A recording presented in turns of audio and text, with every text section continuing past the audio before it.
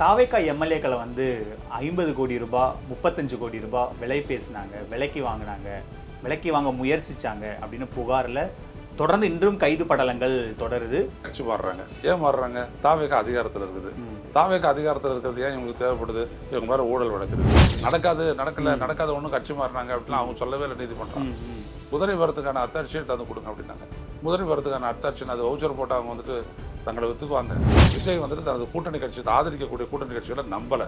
காங்கிரஸ்லேருந்து ஆரம்பித்து விடுதலை சிறுத்தைகள் வரைக்கும் இவங்க வந்துட்டு தொடர்ந்து நம்மளுக்கு உறுதுணையாக இருப்பாங்க, கூட்டணியில் இருப்பாங்க, நம்ம ஆட்சிக்கு வந்துட்டு துணையாக இருப்பாங்கன்னு அவர் நம்பலை. எம்எல்ஏ விலை பேசுறது இந்த ஆட்சி கவல் 15 பேர்கிட்ட பேசினாங்கன்றார் நிர்மல்குமார். இல்லைங்க, இப்போ உங்ககிட்ட எவிடன்ஸ் எவ்வளோ இருக்கு? ஒரு ஆள்கிட்ட தான் ஒரு ஆள் தான் புகார் கொடுத்துருக்காரு. காசு ஏதாவது கொடுத்துருக்காங்களா?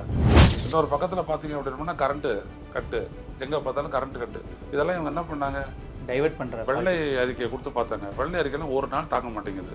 டைவர்ஷன் பாலிடிக்ஸ் தான் அவங்க பண்ணுறது. ஏன்னா இவங்க பண்ணக்கூடியது மறைக்கணும். என்ன நடந்தாலும் நான் 5 ஆண்டுகள் ஆட்சி செய்வேன், என்ன நடந்தாலும் நான் எதிர்த்து நிற்பேன், என் ஆட்சியை கவிழ்க்க சதியே நடந்தாலும் எதிர்த்து நிற்பேன்னு முதலமைச்சர் பேசுகிறாரு. எதுக்குன்னு உன் ஆட்சியை முதல்ல கவுக்க போகிறான்? உன் ஆட்சிக்கு என்ன சாதிச்சது உன்னை கவுக்க போகிறான்? அமைச்சர் ராதாகிருஷ்ணாவும் கரூரில் எங்களுக்கு ஒரு கணக்கு இருக்குது, அந்த கணக்கை முடிக்காமல் விட மாட்டோம் அப்படின்னு கிட்டத்தட்ட ஒரு பழி வாங்குற தொனியில் பேசுகிற மாதிரி இருக்கு. ராதாகிருஷ்ணாவுக்கு வேறு என்னங்க தெரியும்? நீ யோசிச்சு பாருங்க, என்ன தெரியும்?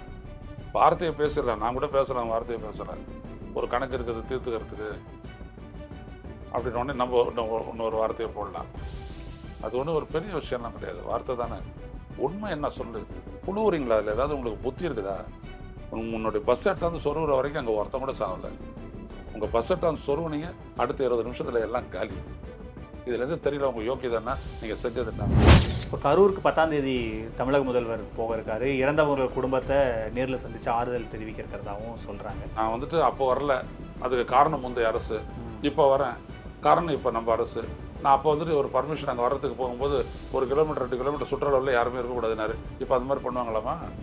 தோழமை கட்சிகள் இப்போ பேஷன் முகம் கூட இந்த மாதிரியான காரியத்தில் திமுக இறங்கக்கூடாது, இது ரொம்ப தப்பு அப்படின்னு பேசுறாரு. யார்? சண்முகம் சொல்கிறாரு. அப்போது அதிமுக இது தாவேக்காவில் ஈடுபடலையா? அதுவும் ஆரோக்கியமற்றது அப்படின்னு ஆரோக்கியமற்றது. அது ஏன் ஆரோக்கியமற்றது? இது ஏன் ஆரோக்கியமானது? இதுவும் ஆரோக்கியமற்றது. அது ஏன் அதில் வந்து நீ ஒட்டிக்கிட்டு இருக்கிற?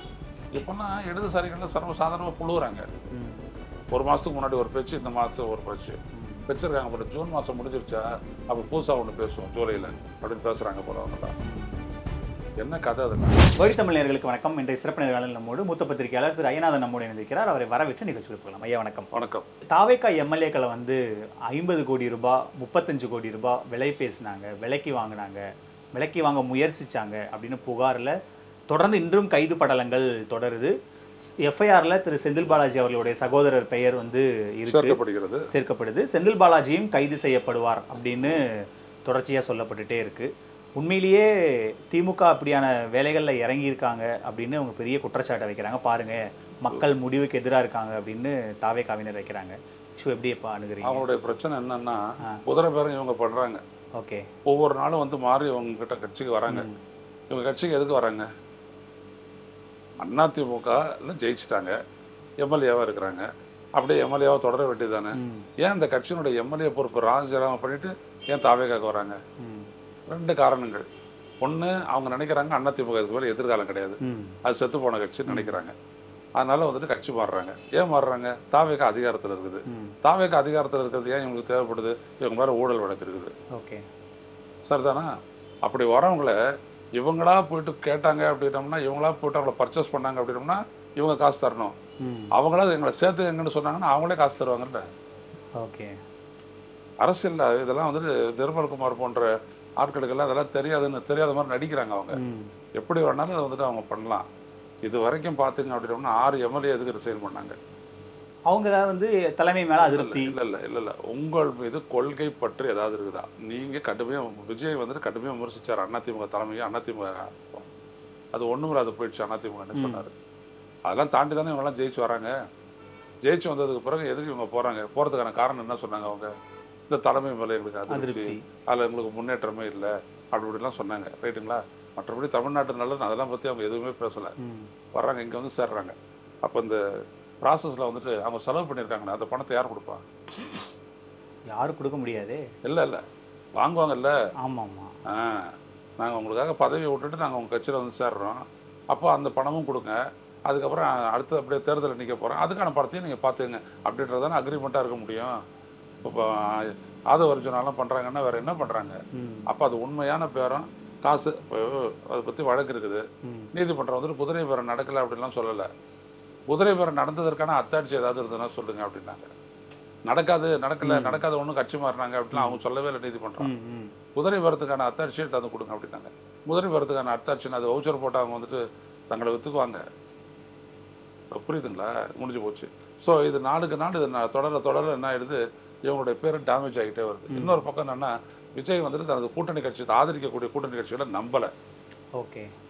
இந்த காங்கிரஸ்லேருந்து ஆரம்பித்து விடுதலை சிறுத்தைகள் வரைக்கும் இவங்க வந்துட்டு தொடர்ந்து நம்மளுக்கு உறுதுணையாக இருப்பாங்க, கூட்டணியில் இருப்பாங்க, நம்ம ஆட்சிக்கு வந்துட்டு துணையாக இருப்பாங்கன்னு அவர் நம்பலை. அதுக்கான 2 காரணம் என்னென்னா, ஒன்று இவர் ஆன்டி பிஜேபி லைன் எடுக்க போகிறதில்ல, ரெண்டாவது காரணம் அவங்க சொல்கிறதெல்லாம் அவர் செய்ய போகிறாரு, அவங்கள தாண்டி எதுவும் செய்ய போகிறது. அப்போ இன்னைக்கு இருக்க இவங்க நாளைக்கு பிஜேபி சொல்கிறதெல்லாம் இவங்க செய்யும்போது கட்டாயம் இவங்களால் கூட்டணியில் ஒட்டிகிட்டு இருக்க முடியாது. ஸோ அப்போ இவங்க வெளியேற வேண்டியது வரும். ஸோ அதுக்கு தான் இப்போதுலேருந்து அவர் வாங்கிட்டு இருக்காரு. ஆனால் அது தாவேக்கா வாங்குறது நீங்கள் சொல்கிற மாதிரி திமுக எதுக்கு பர்ச்சேஸ் பண்ணுறாங்க? அதான் நான் சொல்கிறேன், அந்த இடத்துக்கு தானே வரப்போகிறேன். இந்த மாதிரி இவங்க பண்ணிட்டு இருக்கிறாங்க. ஸோ இது உங்களுடைய நோக்கம் தங்களுடைய பெரும்பான்மையை வந்துட்டு உறுதிப்பட எடுத்துக்கிறது, அல்லாது தாவேக்காவோட ஆக்கிடுறது. இப்போ ஏன் வைகோக்கு அவர் பிடி கொடுத்து பேசலை? வைகோ என்ன சொன்னார்னா, எம்எல்ஏக்களை வந்துட்டு நான் ராஜினாமா பண்ண வைக்கிறேன், நீங்கள் ஜெயிக்க வைங்க அப்படின்னு. என்ன ஆதரவா? மதிமுக வேட்பாளர்களாகவே அவர் நிற்பாங்க அப்படின்னு. அதுக்கு விஜய்க்கு என்ன இருக்குது? பார்க்கலாம் பின்னாடின்ட்டார். மேட்ரு முடிஞ்சு போச்சு. நீங்கள் மதிமுகவாக இருக்கிறதுக்கு நான் ஏன் வந்துட்டு வேலை செய்யணும்? நான் புரியுதுங்களா? முடிஞ்சு போச்சு. ஸோ அந்த இடமும் ஒரு பார்வை நடந்துச்சு, ஆனால் எல்லாம் ஓவர் முடிஞ்சு போச்சு. ஏன்னா இந்த இடம் போய் சேர்ந்துக்கிட்டு அவர் வந்துட்டு ஒரு டெல்லி பிரதிநிதி ராஜ்யசபாலாம் எதிர்பார்த்தார் வைகோ, அதெல்லாம் எதுவும் நடக்கலை, முடிஞ்சு போச்சு. இந்தாண்ட பக்கம் என்ன அப்படின்னோம்னா, இந்த ஆட்சியை கவுத்துட்டு திமுக ஆட்சிக்கு வரணும்னா அவங்களுக்கு என்ன 59 எம்எல்ஏ வாங்கணும். எவ்வளவு? 59 கிட்ட வரணும். இப்போ 59 இருக்குது, இன்னொரு 59 எம்எல்ஏ வாங்கணும். முடியுமா? ஏதோ ஒரு கொத்தா ஒரு 10 பேருக்கு பேசுகிறாங்க, 500 கோடி கொடுக்குறதா சொன்னாங்க அப்படின்னு ஒத்த எம்எல்ஏ போய்ட்டு பார்த்து பேசி நீங்கள் வந்துருங்க, மாற்றி ஓட்டு போடுங்க, ஒரு ஓட்டு மாற்றி போட்டாங்கன்னா சரியாக போயிடுமா? அது இல்லை, எம்எல்ஏ விலை பேசுறதே இந்த ஆட்சி கவல் 15 பேர்கிட்ட பேசினாங்கன்றார் நிர்மல்குமார். இல்லைங்க, இப்போ உங்ககிட்ட எவிடன்ஸ் எவ்வளோ இருக்குது? ஒரு ஆள்கிட்ட தான், ஒரு ஆள் தான் புகார் கொடுத்துருக்காரு. காசு ஏதாவது கொடுத்துருக்காங்களா? பேசினதா ஃபோன் கான்வர்சேஷன் தான் எஃப்ஐஆரில். ஃபோன் கான்வர்சேஷன் இவ்வளோ தான் அப்படின்னு சொல்கிறாரு. ஒரு ஆள் எடுத்தாலும் அந்த இளவரசன் மட்டும் சொல்கிறார், இளையராஜா மட்டும் சொல்கிறாரு. நான் என்ன கேட்குறேன்னா, இப்போ போய்ட்டு கேஸை போட்டுட்டு நீங்கள் எஃப்ஐஆரை ஃபைல் பண்ணி விட்டு நீங்கள் அவங்கள ஒன்றுமே பண்ண முடியாது. அவங்க குதிரை பேரம் நடத்துகிறாங்கன்றதுக்கான காசு பரிமாற்றம் ஏதாவது நிகழ்ந்ததான்னு கோர்ட்டு கேட்கும். அப்புறம் உடனடியாக இவ்வளோ கைது நடவடிக்கைகள் செந்தில் பாலாஜி தேடுறாங்க, கைது பண்ணுறாங்க. அங்கே வந்துட்டு அவங்க ஜாமீனுக்கு போகும்போது அவங்க எல்லாம் உடைச்சிரும், ஜாமீனுக்கு போகும்போது உடைச்சிரும் எவிடன்ஸை காட்டு. இதுதானே வந்துட்டு ஈடியினுடைய கேசஸ்லேயே சொன்னாங்க. அதெல்லாம் அந்த காலம். நீங்கள் சும்மா வந்துட்டு எடுத்தாந்துட்டு ஒரு வாக்குமூலத்தை வாங்கி வச்சுட்டு தூக்கி எல்லோரும் உள்ளே வைக்கலாம் அப்படின்றதுலாம் அந்த காலம். இப்போ அதெல்லாம் முடியாதுன்ட்டாங்க. ஈடிக்கே முடியாதுன்னவங்க டிபிஎஸ்சி ஒத்துக்குவாங்களான்னா? ஸோ வரட்டு பார்த்துக்கிடலாம், அவ்வளோதான். ரொம்ப சிம்பிள். இது அவங்களுக்கு என்ன அப்படின்னா, இது ஒரு எதிரில் வந்துட்டு ஒரு பெரிய ஒரு நெரேட்டிவ் செட் பண்ணுறாங்க. திமுக ஈடுபடுது, ஆட்சி கோக்க பார்க்குது அப்படின்னு.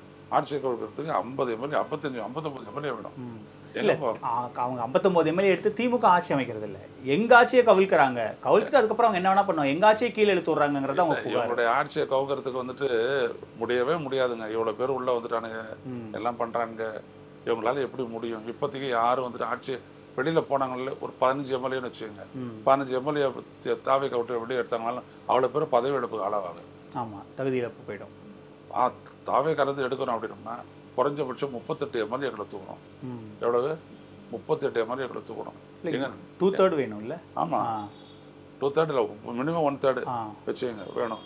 எங்கே போகிறது? எனவே இதெல்லாம் அவங்களுக்கு நல்லா தெரியும். கலப்பி ஊடகங்கள் இருக்குது, எதையுமே பேசாது, சொன்னதே 1/2 மணி நேரம் திருப்பி சொல்கிறதுக்கு.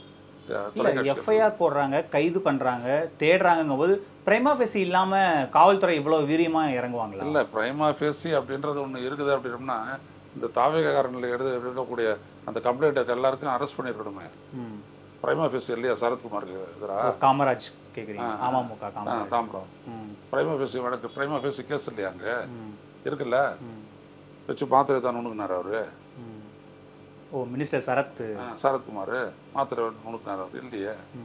இருக்குல்ல? ஏன் கைது பண்ணல? திமுக என்ன கேட்குறாங்கன்னா, அமமுக எம்எல்ஏ காமராஜை யார் கூட்டு போனது, யார் கையெழுத்து வாங்கினது, அதிமுக ஆட்கள் தெரியும். எப்படி ராஜினாமா பண்றாங்க, இதெல்லாம் விசாரிக்காம ஒரு விஷயத்தை புரிஞ்சுக்கங்க, பெரும்பான்மைக்காக வந்துட்டு முயற்சி பண்ணக்கூடிய நிலையில இருந்தது தாவேகா மட்டும்தான், திமுக கிடையாது.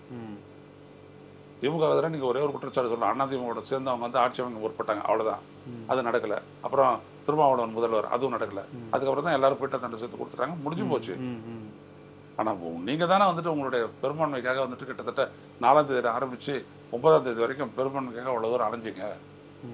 அப்போ இவங்க தானே செஞ்சுருக்கணும், வேற யாரால செய்ய முடியும்? புரியுது உங்களுக்கு நான் சொல்றது? லாஜிக்கலாக எதுவுமே இல்லை. கரெக்டா எல்லாரும் அதான் சொல்றாங்க, தாவேக்காக்கு நம்பர் தேவைப்படுது, திமுக என்ன நம்பர் தேவைப்படுது அப்படின்னு தான் எல்லாரும் ராஜி கேட்குறாங்க. நிர்மல்குமார் என்ன கேட்குறாருன்னா, எப்படி நீ அப்படி நம்பர் தேவைப்படுது அதெல்லாம் தாண்டி எங்க ஆட்சியை கவிழ்க்கிறதுக்கு இவங்க யாரு? எப்படி கவிழ்க்க முடியும்? மு.க. ஸ்டாலினுக்கு தகுதி இருக்கா இந்த மாதிரிலாம் பண்றதுக்கு? இல்லை, மு.க. ஸ்டாலினுடைய தகுதி என்னன்றது நிர்மல்குமாருக்கு சொல்ல வேணாம். அரசியல் விட்டே போயிடுங்கன்றாரு. இல்லைங்க, அதாங்க நிர்மல்குமார் இருக்கட்டும், செல்வகுமாரனுடைய வாயிலேருந்து வரக்கூடிய வார்த்தையை யாராவது மதிச்சாங்க அப்படின்னோம்னா அவனுக்கு வந்துட்டு தமிழும் தெரியாது, அரசியல் தெரியாதுன்னு அர்த்தம். சும்மா விட்டு பேசுறது. முன்னாடி இவர் மட்டும் பேசிட்டு இருப்பார் ஆதவர்ஜுனா, இப்போ இவர் வந்து பேசுறாரு. அவர் சொல்றது என்ன இருக்குது? ஸ்டாலினுடைய ஸ்டாலினுடைய சாதனைக்கு எதிராக நீங்கள் நிற்க முடியுமா? எதுக்கு ஸ்டாலின் அலறீங்க? தோக்கடிச்சாச்சு, அவர் வீட்டில் உட்காந்துருக்கிறாரு, உங்களுடைய மொழிப்படி வீட்டில் உட்காந்துருக்கிறாரு. என்ன பண்ண முடியும் அவரால்? இல்லை உங்களால் என்ன அவர் பண்ண முடிஞ்சது? அவருடைய இவங்களுக்கு என்ன பிரச்சனை என்னம்னா, ஸ்டாலினை பொறுத்த வரைக்கும் அவர் செய்த சாதனையை இவங்க தாண்டினா தான் இவங்களை யாரும் மதிப்பாங்க. அவர் மேற்கொண்ட நலத்திட்டங்கள் எதிர்த்து எல்லாவற்றையும் இவங்க வந்துட்டு இவங்களுடைய திட்டத்தை நிறைவேற்றினா மட்டும்தான் அது அடிபடும். அது அடிபடாத வரைக்கும் ஸ்டாலின் தான் இவங்களுக்கு பெரிய சவால். ஸ்டாலினை தாண்டாத இவங்களுடைய அரசியல் கிடையாது. இப்போ இவங்க என்ன சொல்றாங்கன்னா, பாருங்க எங்க ஆட்சியை கவிழ்க்க பார்க்குறாங்க, விஜய் அண்ணாவோட ஆட்சியை கவிழ்க்க பார்க்குறாங்க, எம்எல்ஏக்களுக்கு விலை பேசுறாங்க, 50 கோடி வரைக்கும் எம்எல்ஏக்கள் திமுக விலை பேசி விஜய் அண்ணாவோட ஆட்சியை கவிழ்க்க பார்க்குறாங்கன்னு சமூக வலைதளங்கள்ல முழுக்க அது ஒரு பேசு பொருளா மாறிடுச்சு. என்ன கௌதமன், சமூக வலைத்தளங்களை ஒன்றத்தை போட்டால் அது வந்துட்டு உண்மையாயிடுமான்னா? இல்லை, அதை வச்சு தானே ஒரு ஆட்சி மாற்றமே நிகழ்ந்திருக்கு. இல்லை, அப்படிலாம் நீங்கள் நினச்சிக்கிட்டு இருக்கிறீங்க அப்படின்னோம்னா அது நீங்கள் அதாவது பொதுவாக நீங்கள் எனக்கு பூ சுற்றலாம், இவருக்கு பூ சுற்றலாம், நீங்களே உங்களுக்கு பூ சுற்றி வைக்கல, அதான் அது. இல்லைங்க, அதான் திமுகவும் அதை தானே கிளைம் பண்ணுறாங்க. இன்ஸ்டாகிராம்னால யாரு வேணாலும் சொல்லட்டும், எலக்டோரல் ப்ராசஸை பற்றி தெரியாதவங்க எதை வேணாலும் பேசலாம். இந்த தேர்தலை பற்றி நான் ரொம்ப தெளிவோடு இருக்கேன். ஏன் அப்படின்னோம்னா இந்த நாட்டில் எது எப்படி நடக்குதுன்றது தெரியும். ஜெயிச்ச ஒருத்தருக்கும் எப்படி ஜெயிச்சாங்கன்னு தெரியும், தோத்த ஒருத்தரும் எப்படி தோத்தாங்கன்றது தெரியும். 5 முறை 6 முறை ஜெயிச்சோன்னா இந்த முறை அவன் தோத்துட்டான், வெறுத்துட்டாங்க ஜனங்க அப்படின்னு சொல்கிறதுக்கெல்லாம் இங்கே எதுவுமே கிடையாது. அதனால் இவர் வந்துட்டார், மக்கள் எப்படி ஏற்றுக்கிட்டாங்க, எல்லாத்தையும் பண்ணாங்க அப்படின்னு ஏதோ விவசாயிகள் காலங்கத்தால் எடுத்துட்ட உடனே ஓகே சோசியல் மீடியாவில் என்ன வந்துருக்குது உண்மைகள் அப்படின்னு நினைப்பாங்க. நீங்கள் எடுத்த ஒட்டுமொத்த பாப்புலேஷன் நீங்கள் போடுங்க, இந்த சோசியல் மீடியாவில் இருக்கிறவனுடைய பாப்புலேஷன் எவ்வளோ இருக்குன்றதை பாருங்கள். செல்ஃபோன் எல்லாருக்கிட்டையும் இருக்கும், சோஷியல் மீடியாவில் வாடுறவன் எவ்வளோ பேருன்றதை பாருங்கள். கிட்டத்தட்ட வேலை ஏற்றவனுடைய வேலை அது. இல்லை, அது ஒரு நெரேட்டிவாக அவங்க பில் பண்ணுறாங்கல்ல. இல்லைங்க, விஜயோட ஆட்சியை கவிழ்க்க பார்க்குறாங்க, இதுக்கும் திமுக தான் காரணம். இல்லைங்க, அவங்க சொல்கிறாங்க அவங்களுடைய வேலை அது. நெரேட்டிவை செட் பண்ணி அதை வந்துட்டு நம்ப வைக்கிறது அவங்களுடைய வேலை. நம்புறாங்களா ஜனங்க அப்படின்றதுக்கு வேற எங்கே இருக்கு அத்தாட்சி? மக்கள் நம்பணும் இல்லையா? மக்கள் நம்பினாதான் எல்லாமே. உங்களை எடுத்தாந்து உட்கார வச்சாங்க, எவ்வளோ தூரம் சட்டம் கொடுங்க சந்தி சிரிக்குது அப்படின்றது தெரியும். புரியுதுங்களா? ஒரே நாளில் 12 கொலையெல்லாம் நடக்குது இப்போ. புரியுதுங்களா? எதுலையுமே இவங்க சாதிக்கலை. இன்னொரு பக்கத்தில் பார்த்தீங்க அப்படின்னா கரண்ட்டு கட்டு, எங்கே பார்த்தாலும் கரண்ட்டு கட்டு. இதெல்லாம் இவங்க என்ன பண்ணாங்க? டைவர்ட் பண்ணுற வெள்ளை அறிக்கையை கொடுத்து பார்த்தாங்க. வெள்ளை அறிக்கைலாம் ஒரு நாள் தாங்க மாட்டேங்குது, அடிபட்டு போச்சு 2 வெள்ளை. வழக்கம் போல டைவர்ஷன் பாலிடிக்ஸ் தான் அவங்க பண்ணுறது. ஏன்னா இவங்க பண்ணக்கூடியது மறைக்கணும். இப்போ ஊடகத்தில் பாருங்கள், டக்குன்னு இன்னைக்கு வந்துட்டு பார்த்தீங்கன்னா இவர் சொல்கிறத வாத்துக்கு வரும் நிர்மல்குமாருக்கு. ஆமாம், எல்லாம் அவங்க தான் பேசுவாங்க. புரியுதுங்களா? ரொம்ப சிம்பிள். இதுதான் அவங்களுக்கு தேவை. தொடர்ந்து இப்படியே பேசிகிட்டே இருந்தோம்னா ஒரு கட்டத்தில் வந்துட்டு திமுகனாலே அப்படிதான் அப்படின்றது உறுதிப்பாடு ருசுவாயிடும் அப்படின்னு அவங்க நினைக்கிறாங்க. அவ்வளோதான். திமுகவை எதிர் வர செய்வாங்கல்ல. இல்லை, நேற்று இந்த தோழமை கட்சிகள் கூட்டத்தில் என்ன நடந்தாலும் நான் 5 ஆண்டுகள் ஆட்சி செய்வேன், என்ன நடந்தாலும் நான் எதிர்த்து நிற்பேன், என் ஆட்சியை கவிழ்க்க சதியே நடந்தாலும் எதிர்த்து நிற்பேன்னு முதலமைச்சர் பேசுகிறாரு. எதுக்குங்க உன் ஆட்சியை முதல்ல கவுக்க போகிறான்? உன் ஆட்சி என்ன சாதிச்சது உன்னை கவுக்க போகிறான்? உன் ஆட்சி பயங்கர மைனஸில் இருக்குது, உன் ஆட்சி எதுக்கு கவுக்க போகிறான்? நான் கேட்குறதுக்கு பதில் சொல்லுங்கள். அவர் நெப்போலியன் வழியில் போயிருக்காருன்ற விஷயத்த நான் சொல்லிட்டு இருக்கிறேன்ல. Don't interfere when your enemy makes a mistake. உன்னுடைய எதிரி தவறு செய்யும் போது தலையிடாத, விட்டுரு. விஜய் ஆட்சியில் நீடிக்க விட்டாலே போதும், அவங்க ஃபியூஸ் போயிடும், அவங்களுக்கு ஒன்றும் இல்லாத ஆயிடுவாங்க, ஒன்றும் இல்லாத ஆயிடுவாங்க. ஸோ விஜய் பேசுறதெல்லாம் இவங்க உட்காந்து பேசிட்டு இருக்கிறாங்க. அதிகாரிகளை வச்சுக்கிட்டு ஒரு நேர்த்தியான ஒரு அறிக்கை கொடுக்க தெரியல இவங்களுக்கு. 2 அறிக்கை கொடுத்தாங்க, 2ம் ஃபெயிலியர் ஆகி போச்சு. ஒன்றுக்கு செந்தில் பாலாஜி பதில் சொல்லிட்டாரு, இன்னொன்றுக்கு வந்து தங்கம் தென்னரசு பதில் சொல்லிட்டாரு. நான் இதான் சொல்லுவாங்கன்றதை நான் சொல்லிட்டேன், எனவே முடிஞ்சு போச்சு. இப்போ டார்கெட் செந்தில் பாலாஜின்னு ஃபிக்ஸ் பண்ணிடுறேன். இல்லை அதெல்லாம் இங்கே நம்ம சொல்கிறதுன்னு வச்சுக்கோங்க. செந்தில் பாலாஜியை டார்கெட் பண்ணுறாங்களோ இல்லை யாரை டார்கெட் பண்ணுறாங்களோ எதையாவது பண்ணிட்டு போட்டாங்க, அதை பற்றி ஒன்றும் இல்லை. அதிகாரம் எவ்வளோ தடவை போகும், ஒரு கோர்ட்டுக்கு போகிற வரைக்கும். அவர் மேலே ஒரு ஏதோ ஒரு, ஏன்னா இன்னைக்கு இணைப்பு விழாவில் மாற்றுக் கட்சியினர் இணைப்பு விழாவில் பேசின அமைச்சர் ஆதவர்ஜுனாவும் கரூரில் எங்களுக்கு ஒரு கணக்கு இருக்குது, அந்த கணக்கை முடிக்காமல் விட மாட்டோம் அப்படின்னு கிட்டத்தட்ட ஒரு பழி வாங்குற தொனியில் பேசுகிற மாதிரி இருக்கு. அவங்க ஏன் அப்படி நினைக்கிறாங்க? செந்தில் பாலாஜியை எதிரியை காட்டணும் அப்படின்னு நினைக்கிறாங்க. ஒரு எதிரியை காட்டணும். அங்கே நடந்த சம்பவங்களுக்குலாம் நான் காரணம் இல்லை. ஆமா, இன்னைக்கு அதை சொல்லிட்டாரு, எங்க மக்களை கொன்று குவிச்சாங்க காவல்துறையினர் வந்து கொன்று குவிச்சிட்டாங்க. அப்போ அந்த இது சிபிஐ வந்து அந்த சிபிஐ நடத்துகிற விசாரணையில் யாராவது சொன்னாங்களா? அங்கே இருக்கிற மக்கள் சொன்னாங்களா? அங்கே இருக்கிற போலீஸ்காரங்க, ஏன் இங்கே இருக்கிற போலீஸ்காரங்க 19 பேரை நீங்கள் வந்து ட்ரான்ஸ்ஃபர் பண்ணீங்க? கொன்று குவிச்சது இவங்க தானே, போலீஸ்காரங்க தானே, அதனால தான் அவங்களெல்லாம் மாற்றுறீங்களா? சரி, அவங்க தானே கொன்று குவிச்சாங்க, நீங்கள் வந்துட்டீங்க, ஒரு கேஸை போட வேண்டியது தானே. அங்கே நடக்கிறது நடக்கட்டும், இந்த போலீஸ்காரங்க மேலே கொன்று குவிச்சிங்க அப்படின்ட்டு போலீஸ்காரங்க துப்பாக்கி சுட்டுட்டாங்களா? இல்லை எல்லாரையும் போட்டு நெருக்கி நெருக்கி அப்படியே செவத்தோட சேர்த்து அமுகுனாங்களா? எப்படி புழுவுறீங்களா? அதில் ஏதாவது உங்களுக்கு புத்தி இருக்குதா? உன்னுடைய பஸ் எடுத்தாந்து சொருகிற வரைக்கும் அங்கே ஒருத்தம் கூட சாகலை. உங்கள் பஸ் எடுத்தாந்து சொருவுனீங்க, அடுத்த 20 நிமிஷத்தில் எல்லாம் காலி. இதில் எதுவும் தெரியல உங்கள் யோக்கியதானா நீங்கள் செஞ்சது என்னான்ட்டு. கல்பபுல் ஹோமிசைடுன்னு போட்டு உங்கள் மேலே தானே கேஸ் போட்டிருக்கான். யார் மேலே கேஸ் போட்டிருக்கிறான்? கல்பபுல் ஹோமிசைடு பஸ்ஸுக்குள்ளே இருந்தவங்க மேலே தானே கேஸ் போட்டிருக்கான். மாவட்ட செயலாளர் பஸ்ஸுக்கு வெளில இருந்தவன் பேரை இது பண்ணியிருக்கான். அப்புறம் அதனால் இவங்க தொடக்க பார்க்குறாங்க, உடனே நாங்கள் விட மாட்டோம். அங்கே ஒரு கணக்கு, ஒரு ரொம்ப பெரிய கணக்கெல்லாம் தீப்பாரி ஒரு இல்லை, இது ஒரு பழி வாங்குற துணி, ஒரு மிரட்டல் துணி மாதிரி தெரியுதுங்க. சினிமா டைலாக், கிட்டத்தட்ட பஞ்ச் டைலாக் மாதிரி இருக்கே. ஆதவர்ஜுனாக்கு வேற என்னங்க தெரியும்? நீ யோசிச்சு பாருங்க, என்ன தெரியும்? வார்த்தையை பேசலாம், நான் கூட பேசலாம், வார்த்தையை பேசலாம். ஒரு கணக்கு இருக்குது தீர்த்துக்கிறதுக்கு அப்படின்னு நம்ம இன்னொரு வார்த்தையை போடலாம். அது ஒன்றும் ஒரு பெரிய விஷயம்லாம் கிடையாது, வார்த்தை தானே. உண்மை என்ன சொல்லு. படி மேல அவன் உதயநிதி தன்னோட மகன் நல்லதுக்காக 41 பேரை கொன்று குவிச்சிட்டாங்கன்னு தான் அந்த இவங்களுடைய. அதான் எப்படி அங்கே செத்தாங்கன்னா விஜய்க்கு கெட்ட பேர் வந்துட்டு உடனே இவங்க எல்லாம் ஜெயிச்சிருவாங்களா? ஜெயிக்கலையா? அப்போ மக்கள் என்ன சொல்றாங்க? விஜய் செய்யல, விஜய் மேல கரூர் அந்த தோத்த அந்த இறந்தவங்களோட கண்ணீர் தான் குளத்தூர்ல ஸ்டாலினை வீழ்த்தி இருக்கு. எங்கப்பா மற்ற இடங்கள்லாம் மற்றபடி வந்துட்டு அதிமுகவுக்கு ஒரு 53, திமுகவுக்கு ஒரு 73, அவங்களுக்கெல்லாம் சேர்த்து ஏன் நாங்களாம் கண்ணீரை விடலையா? இல்லை கண்ணீர் காலி ஆகி போச்சாங்க. வேறு எங்கன்னா போய்ட்டு கதை சொல்லுங்க. ஈவிஎம் தெரியாதவங்ககிட்ட எந்த கதை வேணாலும் சொல்லிட்டு இருக்கலாம் அந்த நாட்டில். அதனால் கதை சொல்கிறதெல்லாம் விட்டுடுங்க. நான் என்ன கேட்குறேன் அப்படின்னா, நீங்கள் உங்களுக்கு மெட்டீரியல் எவிடன்ஸ் வந்ததுன்னா காட்டுங்க. நான் ஒரே ஒரு கேள்வி கேட்குறேன், உன் பஸ் எடுத்தான் சொருகிற வரைக்கும் அங்கே ஒருத்தன் மயக்கம் போட்டு விழுந்தானா? சொல்லு, நீங்கள் பத்திரிகையாளர் தானே. இல்லை, நீ எடுத்தான் சொருவன 20 நிமிஷத்தில் எல்லாம் காலி, 42 பேர் செத்து போயிட்டான். நீ அந்த இடத்த விட்டு ஓடிட்ட. நீ எங்கே அப்பா அப்படின்னு தேடுற.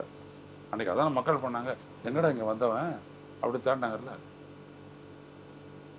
இல்லை, இன்னைக்கு பேசும்போது கூட கடைசி 15 நாள் எங்களுக்கு பிரச்சாரம் பண்ண காவல்துறை அனுமதி கொடுக்கல, திருப்பூர் போலீஸ் எங்களை அது பண்ணல இது பண்ணல.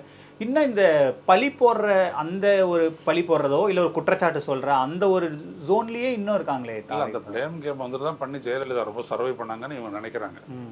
ஜெயலலிதா வெற்றி பெறும் அவங்க என்ன பண்ணுவாங்க, டெய்லி அந்த பெரியவர் என்ன சொன்னார் அப்படின்னு கேட்டுக்கிட்டு அதே தான் அவங்க அடிப்பாங்க. புரியுதுங்களா? ஏதாவது ஒன்று சொன்னார்னா அதுக்கு ஒன்று எதிராக சொல்லுவாங்க. அப்படி சொல்லி நிறைய விஷயங்களை மாட்டிக்கிட்டாங்க. நாங்களாம் பண்ணியிருக்கிறேன். மழை பெஞ்சதுன்னா அப்படின்னோம்னா வரலாறு காணாத மழை அப்படின்வாங்க. அப்புறம் அது ஒரு 5 வருஷத்துக்கு ஒரு மறுபடியும் வரலாறு காணாத மழைன்னுவாங்க. மழை என்ன ஃபோன் பண்ணி பேசிட்டு வருமா ஜெயலலிதா கிட்ட, பெய்ய போகிறது வரலாறு வருமா? நீ ஒரு இடத்துலையும் நீங்கள் வந்துட்டு தூர் வாரம் இல்லை, நீங்கள் வந்துட்டு மழைநீர் வடிகாலும் கட்டலை, ஊரே மிதக்குது, வரலாறு காணாத மழை சொல்லிட்டு அவங்க உள்ளே போயிடுவாங்க. ஏன்னா நம்பிடுவாங்களா எல்லாரும். இப்படியெல்லாம் ஒரு அரசியல் இருக்குது, நம்பிடுவாங்க. கருணாநிதியை சொல்லிட்டு நம்பிடுவாங்க, திமுக சொல்லிட்டு நம்பிடுவாங்க. அந்த கதையெல்லாம் போயிடுச்சு. எல்லாத்தையும் ஸ்டாலின் மாற்றிட்டாரு. அதனால தான் அவர் ரொம்ப சைலண்ட்டாக விட்டுறாரு. இப்போ கரூருக்கு 10ஆம் தேதி தமிழக முதல்வர் போக இருக்காரு. இறந்தவர்கள் குடும்பத்தை நேரில் சந்தித்து ஆறுதல் தெரிவிக்க இருக்கிறதாகவும் சொல்கிறாங்க. இப்போ இவ்வளோ நாளாக இல்லாமல் திடீர்னு ஏன் போகிறாருன்ற கேள்வி எழுப்புறாங்க. நான் கூட தேவசத்துக்கு போவாருன்னு நினச்சேன். இப்போ ஏர்லியராக போகிறாரு. சொல்லுங்கள். அதுக்கு பின்னாடி என்ன கணக்கு இருக்குது? ஒரு இடைத்தேர்தல் தான் கணக்கு. ஒரு கணக்கு இல்லை. நான் வந்துட்டு அப்போ வரல, அதுக்கு காரணம் முந்தைய அரசு. இப்போ வரேன், காரணம் இப்போ நம்ம அரசு. நான் அப்போ வந்துட்டு ஒரு பர்மிஷன் அங்கே வர்றதுக்கு போகும்போது 1 கிலோமீட்டர் 2 கிலோமீட்டர் சுற்றுலாவில் யாருமே இருக்கக்கூடாதுனாரு. இப்போ அது மாதிரி பண்ணுவாங்களாமா? விஜய் போகிறார்ல, 2 கிலோமீட்டருக்கு காக்கா பறக்கக்கூடாது, எந்த இது டிராஃபிக் பார்க்கலாம் என்ன பண்ணுறாங்கன்ட்டு. போய் அங்கே போய் என்ன பண்ணுவார்? நான் வந்துட்டு எல்லாரையும் முன்னாடி தனித்தனியாக பிடிச்சி பேசி அழுதுட்டு வந்தார். அழுதுட்டு தானே வந்தார். இப்போ வந்துட்டு என்ன பண்ணுறாருன்றதை பார்ப்போம். அவருக்கு என்ன ஆட்சியை கவிழ்க்க பார்த்தாங்க. நான் அவரை இன்கேஸ் செந்தில் பாலாஜியை சிறை கைது பண்ணிட்டா அவரை நான் கைது பண்ணியிருக்கேன், அந்த மாதிரிலாம் அங்கே போய் பிரச்சாரம் பண்ணுவாரோ? இல்லை, ஏதாவது ஒரு பண்ணட்டுங்க. எந்த ஒரு அரசியலும் விஜய் இது நிற்காதுங்க. நான் விஜய்க்கு இது ஒரு அட்வைஸாக கூட சொல்கிறேன். நீ பண்ணக்கூடிய அரசியல் எல்லாம் ஒன்று கூட ஒரு 6 மாதத்துக்கு கூட நிற்காது. எல்லாம் வந்து தோற்று போயிடும். தேவையில்லாத நீ பிரச்சனை பண்ணிட்டு இருக்கிற. உனக்கு என்ன அப்படின்னம்னா, நீ இது பாஜகவினுடைய ஒரு அடிமை அரசு உங்களுடைய அரசு. இதுதான் உண்மையே. அது கூடிய சீக்கிரம் வெளிப்பட போகுது. அதுக்கு முன்னாடி என்னன்னா, உன்னுடைய எதிரியாக காட்டின திமுகவை நீங்கள் வீழ்த்திடணும்னு பார்க்குறீங்க. அது நடக்கவே நடக்காது. ஏன்னா அது கொள்கை பூர்வமான கட்சி. முடிச்சு போச்சா? அதனால் நீங்கள் என்ன பண்ணிங்கனாலும் அதனுடைய எதிர் பெனிஃபிட் வந்துட்டு திமுகவுக்கு போயிட்டே இருக்கும். ஏன்னா அவங்க ஆட்சி பண்ணி காட்டியிருக்கிறாங்க, எல்லாருக்கும் காட்டியிருக்கிறாங்க. அந்த சாதனையை தாண்டி நீ வரவே முடியாது. நீ ஊழல் குற்றச்சாட்டுலாம். ஆனால் கரண்ட் வந்து சேர்ந்தாங்க. புரியுதா? எது சொன்னாலும் அவங்க கொடுத்தாங்களே அப்படின்வாங்க. இன்ன வரைக்கும் உங்களால் ஒரு மூச்சோட முடிச்சு தான் அவங்கள தாண்டி. ஆனால் கூட்டணி தலைமை கட்சிகள் இப்போ பேசன்முகம் கூட இந்த மாதிரியான காரியத்தில் திமுக இறங்கக்கூடாது, இது ரொம்ப தப்பு அப்படின்னு பேசுறாரு. யார்? சண்முகம் சொல்கிறாரு. அப்போது அதிமுக இது தாவேக்காவில் ஈடுபடலையா? அதுவும் ஆரோக்கியமற்றது அப்படின்னு ஆரோக்கியமற்றது. அது ஏன் ஆரோக்கியமற்றது? இது ஏன் ஆரோக்கியமானது? இதுவும் ஆரோக்கியமற்றது. அது ஏன் அதில் வந்து நீ ஒட்டிக்கிட்டு இருக்கிற? அது ஆரோக்கியமற்றது. திமுக செய்கிறதும் ஆரோக்கியமற்றது, தாவேக்கா செய்கிறதும் ஆரோக்கியமற்றது. ஏன் அதோட ஒட்டிக்கிட்டு இருக்கிற? ஒரு கேள்வி கேட்க தெரியுதா? நாங்கள் வந்துட்டு காங்கிரஸோடு சேர்ந்து நாங்கள் 13 பேர் ஆதரவு கொடுக்குறோம். உங்களுக்கு எதுக்காக என்ன ஒரு எம்எல்ஏவை நீங்கள் வெளியிலேருந்து நீங்கள் எம்எல்ஏக்களை உங்கள் கட்சிக்கு மாற செய்கிறீங்கன்னு ஒரு கேள்வி கேட்க முடியுதா? நேற்று முதல்வர்கிட்ட சொன்னோம், நாங்கள் அதிமுக ஆட்களை சேர்க்காதீங்கன்னு சொல்லிட்டு தான் வந்தோம் அப்படின்னு சொல்லி வெளியில் சொல்கிறாரு. அங்கே சொன்னாங்களா இல்லையான்றது நமக்கு யாருக்கு தெரியும். இப்போல்லாம் இடதுசாரிகள்லாம் சர்வசாதாரணமாக புழுவுறாங்க. 1 மாதத்துக்கு முன்னாடி ஒரு பேச்சு, இந்த மாதத்துக்கு ஒரு பேச்சு வச்சிருக்காங்க. பட் ஜூன் மாதம் முடிஞ்சிருச்சா, அப்போ புதுசாக ஒன்று பேசுவோம் ஜூலையில் அப்படின்னு பேசுகிறாங்க போகிறவங்களாம். என்ன கதை அதெல்லாம் வச்சுக்கிட்டு ஒரு சனிக்கிழமையும் அவ்வளோ பேர் சேர்த்துக்கிட்டு வாங்கிக்கிட்டு இருக்கிறான். ஒருத்தரையும் எவ்வளோ காசு செலவாகுது. இன்றைக்கி பார்த்தா 20,000 பேருக்கு சோறுன்றான், காற்றுல டிஃபனுன்றான். இதெல்லாம் எங்கேருந்து வருது பணம்? எங்கேருந்து வருது பணம் கேட்பாங்களா இடதுசாரிகள்? ஒரே ஒரு கேள்வி நான் சண்முகத்துக்கு கேட்குறேன். இது வரைக்கும் விஜய் அவருடைய பரப்புரையிலேருந்துட்டு எல்லாத்துக்கும் செலவு பண்ணது எங்கேருந்து பணம் செலவு பண்ணாருன்னு ஒரு கேள்வி கேட்க சொல்லுங்க, நான் பார்ப்போம். அப்புறம் நீங்கள் மற்றவங்களெல்லாம் கேள்வி கேட்கலாம்.